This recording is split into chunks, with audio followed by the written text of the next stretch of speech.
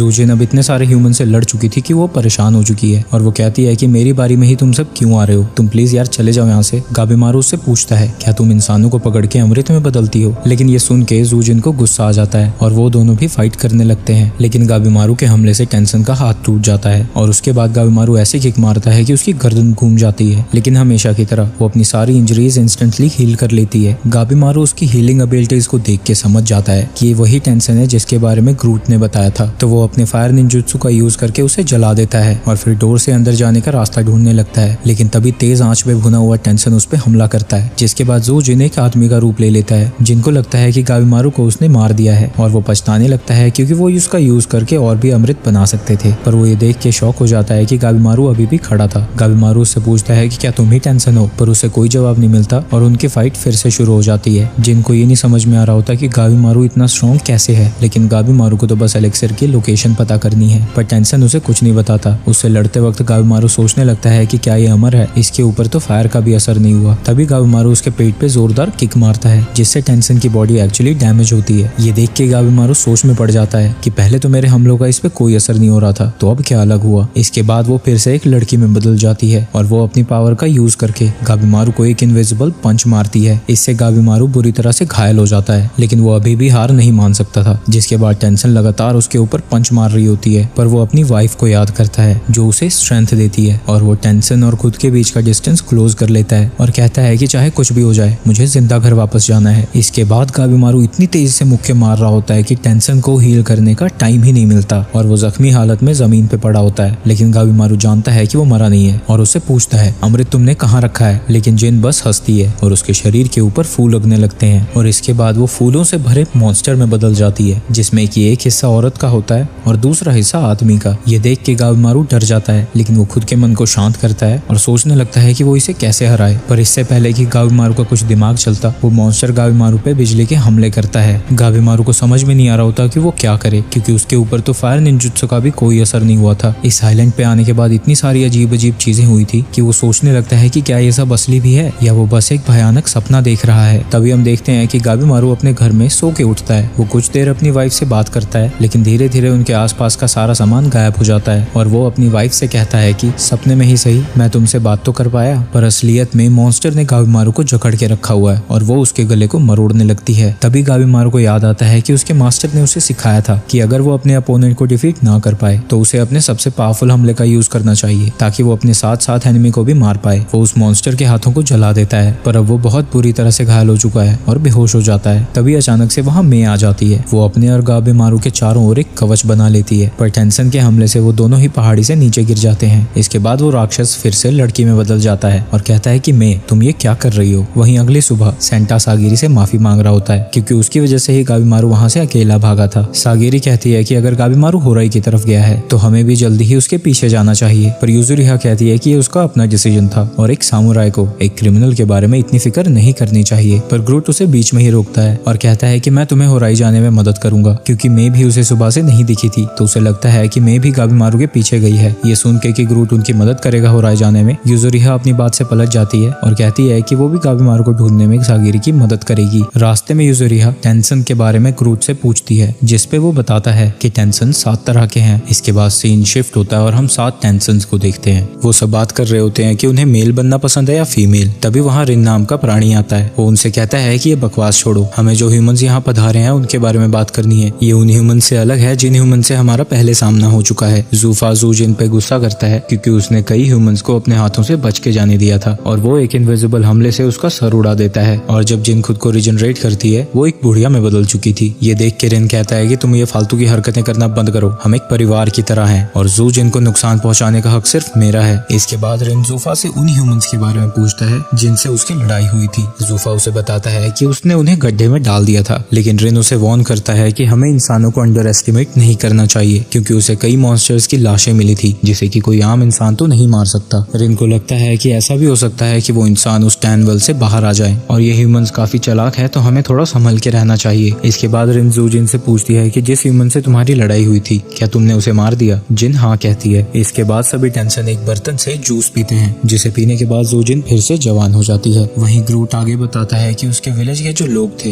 वो पहले इंसान हुआ करते थे, लेकिन 1000 साल पहले वो ट्री में बदलने लगे और जब वो ट्री में बदलने लगे थे वो होराई के पास आए ताकि उनकी सोल पैराडाइस में एंटर कर पाए। लेकिन कौन होराई में जाएगा और कौन नहीं, इसका डिसीजन सिर्फ टेंशन ही ले सकते हैं। और इसके बाद फाइनली हम गाबीमारू और मे को देखते हैं और गाबीमारू सोच रहा होता है कि क्या मुझे मे ने बचाया। और इसके बाद वो उस मॉन्स्टर को याद करता है जिससे उसकी भयंकर लड़ाई हुई थी। वो सोचता है कि वो भगवान तो हो नहीं सकते, वो एक तरह का राक्षस ही है। अगर ऐसी बात है तो मुझे एक प्लान की जरूरत होगी और कुछ लोगों की, और उसके बाद हम जरूर उसे हरा पाएंगे। तभी वहाँ टामिया और उसका एक्सिक्यूशनर आ जाता है। वो कहता है कि तुम्हारी हालत तो पहले ही इतनी खराब है, क्या तुम मरने के लिए तैयार हो। पर इसके बाद वो काफी देर तक एक दूसरे से यही बात कर रहे होते हैं कि तुम्हारी ये कमजोरी है, तुम्हारी ये ताकत है, और लड़ते नहीं। और जब लड़ने की बारी आती है तो फूची उन्हें रोक देता है। फूची कहता है कि इस लड़ाई का हमें कोई फायदा नहीं मिलने वाला और सजेस्ट करता है कि हमें गाबीमारू से बस इन्फॉर्मेशन लेनी चाहिए। गाबीमारू समझ जाता है कि वो इस हालत में उन दोनों को नहीं हरा सकता, तो वो पलटी मारता है और कहता है कि हमें साथ में काम करना चाहिए। पर टामिया को इस पे यकीन नहीं हो रहा होता। वो अपनी तलवार निकालता है और उस पे हमला करता है, पर ऐन वक्त पे रुक जाता है। वहीं गाबीमारू अपनी जगह से हिला भी नहीं। टामिया श्योर होना चाहता है कि गाबीमारू किसी तरह से उन्हें ट्रिक नहीं करना चाह रहा और कहता है कि ए छुछुंदर, तू हमारे साथ अलायंस क्यों करना चाहता है। तो गाबीमारू उन्हें टेंशन के बारे में बता देता है। उसकी बातें सुन के वो दोनों हैरान होते हैं, पर उन्हें पूरी तरह से यकीन नहीं होता। तो टामिया कहता है कि उन्हें पहले इन टेंशन क्रीचर से मिलना चाहिए। पर फूची उससे कहता है कि तुम श्योर हो कि तुम इसके साथ काम करना चाहते हो, ये हमारा कंपटीशन है। तो टामिया कहता है कोई बात नहीं, वैसे भी मुझे माफी नहीं चाहिए, मैं तो बस अमर होना चाहता हूँ। ये सुन के फूची हैरान हो जाता है और कहता है कि तुम एलेक्सर ऑफ लाइफ खुद पीना चाहते हो। पर टामिया कहता है अबे ओ टिंगू, पागल है क्या, इतने साल कौन जिएगा, मैं तो बस कुछ इतना बड़ा करना चाहता हूँ कि मुझे लोग हमेशा के लिए याद रखें। इसके बाद वो तीनों ऑफिशियली एक ग्रुप बन जाते हैं और फूची चाहता है कि गाबीमारू उन्हें और इन्फॉर्मेशन दे। तभी वहाँ मे को होश आ जाता है और गाबीमारू ये देख के हैरान था कि पहले से वो बड़ी हो चुकी है। और इसके बाद मे हकलाते हुए गाबीमारू का नाम लेती है। ये सुन के गाबीमारू और चौंक जाता है और वो उससे टेंशन को हराने का तरीका पूछता है। मे टाओ शब्द का यूज करती है और वो बार बार कहती है कि टाओ ताकतवर है और टाओ कमजोर भी है, टाओ दिमाग में है, बॉडी में है, नाभि के थोड़ा नीचे है, और ऐसे ही बोलती जाती है। लेकिन गाबीमारू को और उन दोनों को ही कुछ समझ नहीं आ रहा होता। लेकिन इससे पहले कि मैं कुछ और बताए, वहाँ कुछ शाशीन मॉन्स्टर्स आ जाते हैं। टामे आगे बढ़ता है और एक तलवार के वार से ही काफी सारे मॉन्स्टर्स को हरा देता है। वो कहता है कि टेंशन को हराने का तरीका वो टाओ ही है, पर उसके बारे में हमें कुछ नहीं पता, तो हम इन मॉन्स्टर्स पे प्रैक्टिस करते हैं। वो मे को अपने कंधे पे बिठा लेता है और उससे पूछता है कि टाओ को कैसे यूज करते हैं। वहीं गाबीमारू की नजर मॉन्स्टर्स के पीछे एक थोड़े बहुत इंसान जैसे दिखने वाले मॉन्स्टर पे पड़ती है और वो सोचता है कि आखिर ये कौन है। चलो अब सीन थोड़ा शिफ्ट करते हैं और सागिरी के ग्रुप को देखते हैं। सेंटा कहता है कि जो हमें ग्रूट ने इन्फॉर्मेशन दी है उसके हिसाब से मुझे नहीं लगता कि ये कोई पैराडाइस है, ये तो इंसानों द्वारा बनाए गए रिलीजियंस और कल्चर्स की खिचड़ी है। और सेंटा को लगता है कि ये आइलैंड किसी ह्यूमन ने बनाया है। इसके बाद वो सब ये सोचने लगते हैं कि आखिर वो टेंशन को हराएंगे कैसे। तो ग्रूट उन्हें टाओ के बारे में बताता है। वो कहता है कि टाओ एक सुपर पावर जैसी है जो कि दुनिया की हर चीज में मौजूद है। जो टाओ को मास्टर कर लेता है उसकी स्ट्रेंथ बहुत ज्यादा बढ़ जाती है और वो किसी भी इंजरीज को हील कर सकता है। वहीं दूसरी तरफ नूरुगाय उस पे पीछे से हमला करने जाती है, लेकिन शियोन आसानी से बच जाता है और वो उसे तलवारबाजी सिखाने से मना कर देता है। नूरुगाय उससे रिक्वेस्ट करती है कि आपने ही तो कहा था कि हम टेंजा का बदला लेंगे, मैं चाहती हूँ कि आप मुझे तलवार चलाना सिखाएं ताकि मैं दोबारा किसी अपने करीबी को हर्ट ना होने दूं। ये सुन के शियोन उसे बताता है कि कैसे वो अपने आसपास वेव्स को सेंस कर सकता है और इसी वजह से उसकी आंखें ना होने के बावजूद भी वो चीजों को देख सकता है। अगर तुम भी इन वेव्स को महसूस करना चाहती हो तो तुम्हें अपने इमोशंस पे कंट्रोल करना होगा। तुम्हें अपने दिमाग में गुस्से और शांति के स्टेट के बीच में रहना होगा। इसके बाद शियोन कहता है कि इस चीज को सीखना इतना आसान नहीं है, मैं भी इसको अभी पूरी तरह से समझ नहीं पाया हूँ। तो नूरुगाय उससे तलवारबाजी सिखाने के लिए ही रिक्वेस्ट करती है। तो शियोन उसे तलवारबाजी के बारे में चीजें बताने लगता है। तभी उनके पीछे एक मॉन्स्टर आता है जिसका गला शियोन आसानी से काट देता है। इसके बाद शियोन एक एक करके सभी मॉन्स्टर्स को हराता जाता है। नूरुगाय भी उसे देख के चीजें सीखने लगती है और वो भी उसकी टेक्निक का यूज करके कुछ मॉन्स्टर्स को हरा देती है। इसके बाद हम दो टेंसन्स को देखते हैं जो कि आपस में इलू इलू कर रहे होते हैं। वो उसी बड़े से कुएं की बात कर रहे होते हैं। वो कह रहे होते हैं कि अगर वो इंसान को उस कुएं में फेंकते हैं तो वो खुद ही फूल बन जाते हैं। वो गुफा इतनी गहरी है कि कोई इंसान उस पे गिरने के बाद वापस आ ही नहीं सकता। वो ऊपर आने की कोशिश भी करें तो फूल बने हुए इंसान उन्हें रोक देते हैं। वो नंगू पुंगू लोग कह रहे थे कोई उस गुफा से बाहर नहीं आ सकता, पर चौबे जी तो अपने भाई को अपने कंधे पे बिठा के बाहर आ जाते हैं। चौबे सभी टेंशन को मारना चाहता है, लेकिन टोमा कहता है कि हमें यहाँ से बच के चले जाना चाहिए। लेकिन चौबे बदला लेना चाहता है। वो टोमा को बताता है कि उसे लगता है कि उनकी कमजोरी उनके सेंटर में है, क्योंकि जब उसने उसे काटा था तो उसने अपने उस हिस्से को रिजनरेट किया था जो कि उसके सेंटर से जुड़ा हुआ था। लेकिन तभी वहाँ एक और मॉन्स्टर आ जाता है। वो कहता है कि वो एक दोषी है। वो बताता है कि वो यहाँ लॉर्ड टेंसन के कहने पे जांच करने के लिए आया है और उसके कई साथी भी हैं जो कि बचे खुचे इंसानों की जांच करने के लिए गए हैं। इसके बाद दोषी उन दोनों से कहता है कि वो वेल के अंदर वापस चले जाएं, लेकिन चौबे सीधा उससे भिड़ जाता है और उसका एक हाथ उखाड़ लेता पड़ता है। डोशी खुद को बचाने के लिए वहाँ काफी सारे शासन को समन करता है, तो टोमा उन शासन से लड़ने लगता है और चौबे उस डोशी से। लड़ाई के दौरान डोशी को पता लग जाता है कि चौबे टाओ का यूज नहीं कर सकता और बिना टाओ का यूज किए वो उसका कुछ भी नहीं बिगाड़ सकता है, तो वो मौका देख के उसकी गर्दन पे हमला करता है, जिससे चौबे जमीन पे गिर जाता है। टोमा घबरा जाता है और अपने भाई की तरफ आने लगता है, लेकिन चौबे फिर से उठ खड़ा होता है और वो डोशी ये देख के घबरा जाता है कि चौबे ने अपनी इंजरी को इतनी जल्दी हील कर लिया। चौबे उससे पूछता है कि जब मैं तुम्हारे पास आया था मुझे तुमसे कुछ अजीब सा फील हुआ था, वो आखिर क्या है? ये सुन के डोशी को और झटका लगता है, क्योंकि उसके हिसाब से एक ऑर्डिनरी ह्यूमन को टाओ के बारे में कुछ नहीं पता होना चाहिए। डोशी ये भी नोटिस करता है कि चौबे का टाओ पिछली बार से बहुत ज्यादा है। डोशी को लगता है कि अगर उसने इसे जिंदा रहने दिया तो ये बाद में उनके लिए खतरा बन सकता है, तो वो उसे वहीं और उसी वक्त मारने का डिसाइड करता है। उसके अगले हमले से चौबे के दोनों हाथ टूट जाते हैं, पर ये इंजरी भी इंस्टेंटली ठीक हो जाती है। इसके बाद चौबे उसके वीक पॉइंट यानी कि उसकी नाभि पे जोरदार हमला करता है, और अब जब डोशी चौबे का टाओ चेक करता है तो वो देखता है कि उसका टाओ और भी ज्यादा बढ़ चुका है। ये देख के डोशी डिसाइड करता है कि वो अपने टाओ पावर्स का यूज करेगा, और जैसे ही चौबे ये देखता है वो उसके हाथ को अपने पैरों से दबा देता है और कहता है कि अच्छा तो तुम ऐसे टाओ को यूज करते हो। और अब हम देखते हैं कि चौबे भी टाओ को यूज कर पा रहा है, और वो उसके एक ही वार से डोशी को वहीं खत्म कर देता है। वहीं अपने भाई के शरीर में इतने सारे बदलाव होते हुए देख के टोमा को उसकी फिक्र होने लगती है। वहीं दूसरी तरफ तामिया सभी शासन को मारने में लगा हुआ है, और वो मे से पूछता है कि क्या मैं टाओ यूज कर रहा हूँ, पर मे कहती है कि नहीं, टाओ स्ट्रॉन्ग होता है, टाओ वीक भी होता है। पर ये सारी बातें तामिया के सर के ऊपर से जा रही थी। ऐसी लड़ाई चलती जाती है और वो काफी सारे शासन को मार देते हैं। तभी वहाँ खड़े डोशी की नजर मे पे जाती है। डोशी कहता है कि मैंने आपको सेंचुरी से नहीं देखा, जब से आपको होराई से टेंसन्स ने बाहर निकाल दिया था, और वो डोशी मे को होराई में वापस लेके जाना चाहता है। ये सुन के वो सभी समझ जाते हैं कि मे कोई ह्यूमन नहीं है, वो एक टेंसन है। और जब काबेमारू देखता है कि मे टेंसन वापस नहीं जाना चाहती तो वो एकदम से उसे बचाने के लिए पहुंच जाता है, लेकिन तभी डोशी के अंदर से एक और डोशी निकलता है, और वो लोग उस एरिया में बटरफ्लाई मॉन्स्टर्स और वो सेंटिपीड वाले मॉन्स्टर्स को बुला लेते हैं। वहीं तामिया वहाँ पहुंच जाता है और कहता है कि अब मेरा इन बटरफ्लाई से बदला लेने का वक्त आ गया है। पर जैसे जैसे लड़ाई आगे बढ़ती है उनके लिए लड़ना मुश्किल होता जाता है, क्योंकि पहले तो डोशी अलग अलग कीड़ों का यूज कर रहे हैं और दूसरा इनविजिबल पावर्स का यूज कर रहे हैं। काबेमारू उनसे पूछता है कि आखिर तुम इस लड़की के पीछे क्यों पड़े हो? वो कहते हैं कि हम डोशी हैं, हम टाओ पे रिसर्च करते हैं और उसी में ट्रेन करते हैं। टाओ को मास्टर करने के लिए उन्हें 5 स्टेप प्रोसेस को फॉलो करना होता है, लेकिन इसके फाइनल स्टेप को परफॉर्म करने के लिए तुम्हें पार्टनर की जरूरत होती है। वो पार्टनर तुम्हारे से ऑपोजिट सेक्स का होना चाहिए, जहाँ पे तुम उसके साथ शारीरिक संबंध बनाते हो। ये देख के तामिया का मूड डिस्गस्टेड सा हो जाता है, लेकिन डोशी कहता है कि ये बिल्कुल नोबल है, ये प्रोसेस हमारे टेंसन्स ने ही बनाया है और ये हजारों सालों से वो फॉलो भी करते आ रहे हैं। वो आगे कहता है कि हमें इस स्टेप को परफॉर्म करने के लिए ही मे की जरूरत है। ये सुन के गाबेमारू, तामिया और फूची तीनों को ही गुस्सा आ जाता है। डोशी बताते हैं कि मे का जन्म भी वैसे ही हुआ था जैसे कि बाकी के टेंसन्स का हुआ, लेकिन वो बाकी सबसे इंफीरियर थी, तो उसे 2 चॉइसेस दी गई, या तो वो डोशी के लिए ट्रेनिंग का पार्टनर बने या तो उसे होराई से बाहर निकाल दिया जाएगा। ये सुन के गाबेमारू को और भी गुस्सा आ जाता है और उसके शरीर के चारों तरफ से अजीब सी वेव्स निकलने लगती है। वहीं दूसरी तरफ वो दोनों डोशीज भी अजीब से मॉन्स्टर्स में बदल जाते हैं। गाबेमारू और तामिया भी उनसे लड़ने लगते हैं, पर जब भी वो उन्हें डैमेज करते थे वो हील हो जाते थे, और उनके हमलों के साथ साथ उन्हें बटरफ्लाई से भी बचना था, जो कि उनके लिए काफी मुश्किल भरा साबित हो रहा था। फूची गाबेमारू से कहता है कि अगर तुम टाओ का यूज करना चाहते हो तो तुम्हें अपने माइंड को स्ट्रॉन्ग और वीक एक साथ रखना होगा, तुम्हें उन दोनों का बैलेंस बनाना होगा। इसके बाद उसके पास मे आती है और उसे बताती है कि टाओ को यूज कैसे करना है, जिसके बाद गाबेमारू फाइनली टाओ को फील करने लगता है। और जब मे गाबेमारू के टाओ को देखती है तो उसे पता लगता है कि गाबेमारू बहुत स्ट्रॉन्ग है। गाबेमारू उनके सारे अटैक्स को डॉज करता हुआ उनके करीब पहुंच जाता है, और जब एक डोशी उसे पंच मारने की कोशिश करता है, गाबेमारू बस अपने हाथ से उसे टच करता है और उसके सारे क्रीचर्स नीचे गिर जाते हैं, जिसके बाद वो उन दोनों की बहुत बुरी धुलाई कर देता है। और ये देख के वो दोनों समझ जाते हैं कि गाबेमारू ने टाओ का यूज करना सीख लिया है, वो भी कुछ ज्यादा ही जल्दी। और मरने से पहले वो दोनों नोटिस करते हैं कि गाबेमारू का टाओ टेंसन से मिलता जुलता है, जिसके बाद तामिया और गाबेमारू मिलकर उन्हें खत्म कर देते हैं। वहीं दूसरी तरफ सागिरी का ग्रुप होराई पहुंच जाता है, और जब वो अंदर जाते हैं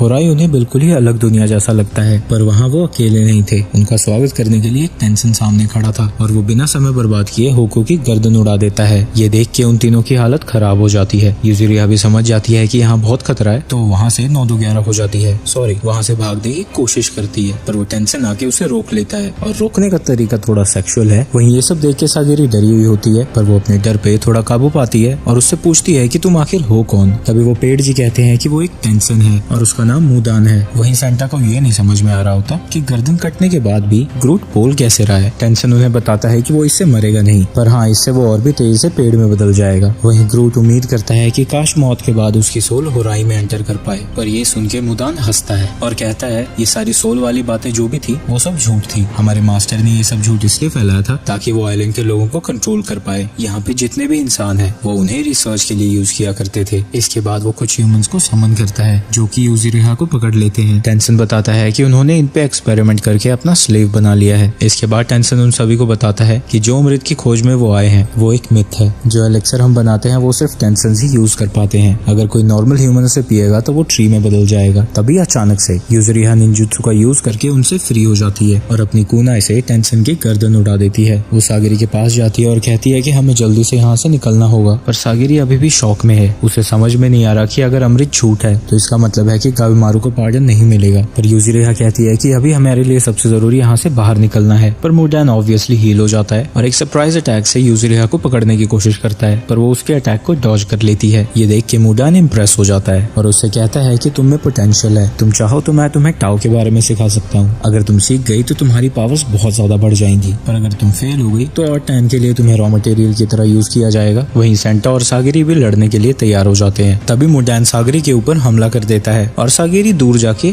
गिरी। घटिया जोक था पता है। तभी सेंटा वहाँ पहुँच के उसके दोनों हाथ और पैर काट देता है, जिसके बाद यूजिरिहा अपने निंजुत्सु का यूज करके उसे पकड़ लेती है। जो उसने स्लाइम प्रोड्यूस किया था वो जहरीले थे, जिससे टेंसन की बॉडी पूरी तरह से बर्न हो जाती है। पर टेंसन कहता है कि तुम भले ही टाओ का यूज कर पा रही हो पर मुझे हराने के लिए ये काफी नहीं है। जिसके बाद सेंटा और यूजिरिहा साथ मिलकर उस पर लगातार हमले करते रहते हैं, पर मुडान उनके सारे हमलों को आसानी से डॉज कर लेता है और उन दोनों पे ही जोरदार हमला करता है। वहीं दूसरी तरफ ग्रूट सागिरी को एक टिप देता है। वो बताता है कि वो टेंसन के नाभि वाले एरिया पे हमला करे क्योंकि वहीं से उसकी सारी बॉडी में टाओ सर्कुलेट होता है। तो सागिरी भी अब फाइट को ज्वाइन करती है। सागिरी के हमले से मुडान का पेट कट जाता है लेकिन वो आसानी से हील हो जाता है। मुडान कहता है कि तुम्हारा टाओ काफी वीक है, इससे मुझे कुछ भी नहीं होने वाला। लेकिन सागिरी के अगले अटैक से ही वो डैमेज हो जाता है और उसे पीछे भागना पड़ता है। वो ये देख के शॉक्ड था कि सागिरी अब पहले से ज्यादा टाओ का यूज कर पा रही थी। वहीं मुडान के चेहरे पे जो कट लगा था वो हील नहीं हो रहा था। ये देख के वो सभी समझ जाते हैं कि अगर टाओ से उस पे हमला किया जाए तो वो टेंसन को मार सकते हैं। वहीं सागिरी बताती है कि अब वो मुडान के आसपास एक ऑरा को महसूस कर पा रही है। वहीं मुडान रियलाइज करता है कि सागिरी की टाओ उसके लिए पॉइजन की तरह है। ये जान के उसे डर भी लगता है। तभी अचानक से मुडान किसी टेक्निक का यूज करता है और वो इनविजिबल हो जाता है। तभी वो अचानक से सागिरी पे हमला करने जाता है लेकिन यूजिरिहा उसे रोक देती है, पर मुडान अपने मुंह से टाओ से हमला करता है। वहीं सेंटा यूजिरिहा को बचाता है, जिसके बाद वो तीनों मिलके लगातार टेंसन पे हमला करते रहते हैं और ऐसा लग रहा था कि जैसे वो टेंसन पे भारी पड़ रहे हैं। लेकिन तभी वो हवा में उड़ता है और अपनी बॉडी को फीमेल में कन्वर्ट कर लेता है और अलग ही तरह के अटैक से उन तीनों पे हमला करने लगती है और वो तीनों उसके अटैक्स को डॉज करने लगते हैं। वहीं इतनी ज्यादा टाओ यूज करने की वजह से सागिरी की नाक से खून बहने लगता है और यूजिरिहा उससे कहती है कि हम अभी हार नहीं मान सकते, वो तुम्हारे अटैक से बच रहा है क्योंकि तुम्हारे अटैक से उसे खत्म कर सकते हैं। यूजिरिहा अपने निंजुत्सु का यूज करती है और वो टेंसन के सारे अटैक्स झेलने के बाद भी उसे जमीन पे पटक देती है और सागिरी से उसका काम तमाम करने को कहती है। पर मुडान उठ खड़ा होता है ताकि वो खुद को डिफेंड कर पाए, लेकिन उसके पीछे से सेंटा आता है और उसे अपनी जगह से हिलने नहीं देता, जिसकी वजह से सागिरी उसका पेट काट देती है। अब वो टेंसन जमीन पे पड़ा हुआ है, पर सागिरी को यकीन नहीं हो रहा होता कि उन्होंने इसे इतनी आसानी से हरा दिया। इसके बाद वो सेंटा से पूछती है कि आखिर उसने यूजिरिहा की मदद क्यों की, पर सेंटा कहता है कि जैसा तुम सोच रही हो वैसा कुछ भी नहीं है। वो बस यूजिरिहा की फ्रीडम को एडमायर करता है। वो बताता है कि वो बचपन से एक आर्टिस्ट बनना चाहता था, पर साइमन फैमिली में पैदा होने की वजह से उसे एक स्वॉर्ड्समैन बनना पड़ा। यूजिरिहा पहली इंसान है जो कि उसकी फीलिंग्स को समझती है और वो सोचता है कि काश उसके पास यूजिरिहा की फ्रीडम भरी जिंदगी होती। वहीं दूसरी तरफ गाबिमारू के ग्रुप ने सभी मॉन्स्टर्स को हरा दिया है और अब भले ही गाबिमारू टाओ यूज कर सकता है लेकिन अभी उसने इसे मास्टर नहीं किया है। पर कुछ और करने से पहले वो मे का शुक्रिया अदा करता है क्योंकि उसने उसकी जिंदगी 2 बार बचाई थी। लेकिन तभी गाबिमारू के नाक से खून बहने लगता है और वो जमीन पे गिर जाता है। वहीं दूसरी तरफ मुडान की बॉडी के चारों तरफ बहुत सारे फूल उग गए हैं, जिसे देख के वो सभी घबरा जाते हैं। तभी एक फूल यूजिरिहा पे हमला कर देता है पर सेंटा आके उसे बचा लेता है, पर इसकी वजह से सेंटा की बॉडी इन्फेक्ट हो जाती है और वो भी एक पेड़ में बदलने लगता है। वहीं मुडान भी एक बड़े से मॉन्स्टर में बदल जाता है और सागिरी और यूजिरिहा पे सेम अटैक करता है। लेकिन तभी वहाँ शियोन आ जाता है और उन सभी को बचा लेता है। शियोन नुरुगाई से कहता है कि वो सेंटा के शरीर पे उग रहे सारे फूलों को जड़ से काट दे और वो बाकी सभी से कहता है कि वो यहाँ से दूर चले जाए। होराई तक पहुँचते पहुँचते शियोन ने काफी सारे मॉन्स्टर्स को मारा था, जिसकी वजह से उसकी टाओ की नॉलेज भी काफी ज्यादा बढ़ गई है। जब वो मॉन्स्टर उस पे हमला करता है शियोन आसानी से उसके अटैक से बच जाता है। नुरुगाई सेंटा के शरीर से सारे निकले हुए फूलों को काट देती है लेकिन उसका काफी खून बह रहा होता है, तो यूजिरिहा एक दवाई निकालती है और सेंटा के जख्मों पे पे लगा देती है। वहीं शियोन और मॉन्स्टर के बीच में लड़ाई जारी थी। वो लगातार एक दूसरे पे वार कर रहे थे और उनकी लड़ाई से आसपास की सारी जगह तबाह हो रही थी। इसके बाद शियोन उसकी नाभि में तलवार घुसा देता है और एक जोर की लात मारता है। शियोन ने जो उसे जख्म दिया था वो भी जल्दी हील नहीं हो रहा था, लेकिन उस राक्षस का हमला भी शियोन को टच हो जाता है, जिसकी वजह से शियोन के शरीर पे भी चारों तरफ फूल उगने लगते हैं। शियोन उनके जहर से बचने के लिए अपने शरीर पे उगे सारे फूलों को काट देता है, पर इसकी वजह से उसके शरीर से खून बहने लगता है, पर इससे उसे कोई फर्क नहीं पड़ता। वो उस मॉन्स्टर को मारने के लिए कुछ भी कर सकता है। शियोन की हालत को देख के सागिरी कहती है कि हमें भी उनकी मदद करनी चाहिए, और यूजुरिहा कहती है कि मैं बहुत थक चुकी हूँ, मैं नहीं मदद करने वाली। ये सुन के नुरुगाई उसे गले लगा लेती है और उससे पूछती है कि क्या उसे अब ठीक लग रहा है, और इसके बाद वो सागिरी को जाके भी गले लगा लेती है और उससे भी पूछती है कि क्या तुम्हें अब ठीक लग रहा है। सागिरी कहती है कि मुझे पहले से तो ठीक लग रहा है, तुमने ये क्या किया। नुरुगाई बताती है कि वो अपने दादा के साथ भी ऐसे ही किया करती थी, और जब उसने शियोन को गले लगाया था तो उसकी भी टाओ भी थोड़ी रिकवर हो गई थी। ये सुन के सागिरी समझ जाती है कि एक दूसरे को टच करके टाओ को ट्रांसफर किया जा सकता है। इसके बाद वो सभी यूजुरिहा की दी हुई स्लाइन को अपने शरीर पे लगा लेते हैं ताकि वो उस मॉन्स्टर के टच से बच सके, और सागिरी शियोन को बताती है कि इन मॉन्स्टर की कमजोरी इनकी नाभि है। सागिरी कहती है कि वो और नुरुगाई सामने से हमला करेंगे, जिससे शियोन अपनी स्पीड का फायदा उठा के पीछे से हमला करके उसकी दोनों नाभियां काट देंगे।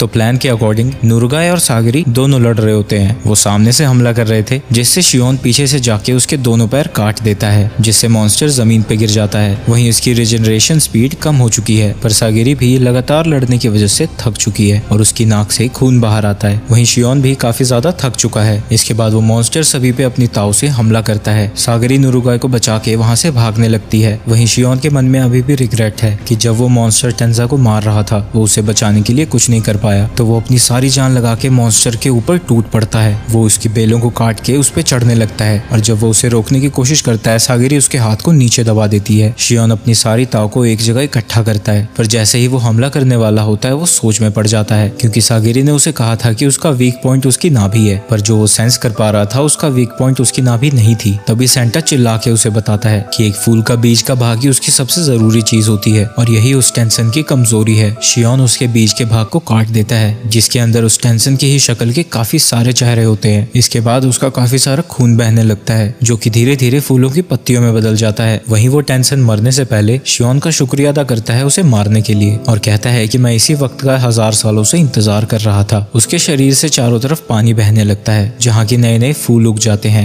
वहीं सेंटा की हालत और खराब हो चुकी है और उसके पास ज्यादा टाइम नहीं है, और शियोन का भी काफी ज्यादा खून बह चुका है। अब यूजुरिहा के पास सिर्फ एक इंसान को बचाने लायक दवाई बची है, और वो कहती है कि दवाई को सेंटा की जगह शियोन को देना ज्यादा सही रहेगा। और वो सागिरी को समझाती है कि वो एक चोटिल इंसान को साथ में नहीं लेके जा सकते और उनके पास और कोई रास्ता नहीं है। ये सुन के सागिरी रोने लगती है। इसके बाद यूजुरिहा सेंटा के पास जाती है और उससे कहती है कि अब तुम्हें किसी भी चीज की फिक्र करने की जरूरत नहीं है, ना ही काम की फिक्र करनी है, ना ही लोगों की बातों की। बस तुम उन चीजों के बारे में सोचो जो कि तुम्हें खुशी देते हैं। सेंटा एक ड्राइंग के बारे में सोचता है जिसमें वो खुद को और यूजुरिहा को साथ में देखता है, और ये देख के अपने आखिरी वक्त में वो खुश होता है। इसके कुछ देर बाद वो सेंटा को दफना देते हैं। वहीं दूसरी तरफ अब गाबेमारू को होश आता है, पर होश आने के बाद वो पहले से ज्यादा चौकन्ना दिख रहा था। जितने भी लोग सामने थे वो उनमें से किसी को नहीं पहचान पा रहा था। गाबेमारू को बस इतना याद है कि वो इवागाकुरे विलेज का एक असासिन है जिसका काम सिर्फ लोगों की जान लेना है। वहीं सागिरी का ग्रुप होराई के और अंदर पहुंच जाता है, जहां उन्हें एक मंदिर दिखता है। वो वहीं कुछ टाइम रेस्ट के लिए रुक जाते हैं। वहीं यूजुरिहा और नुरुगाई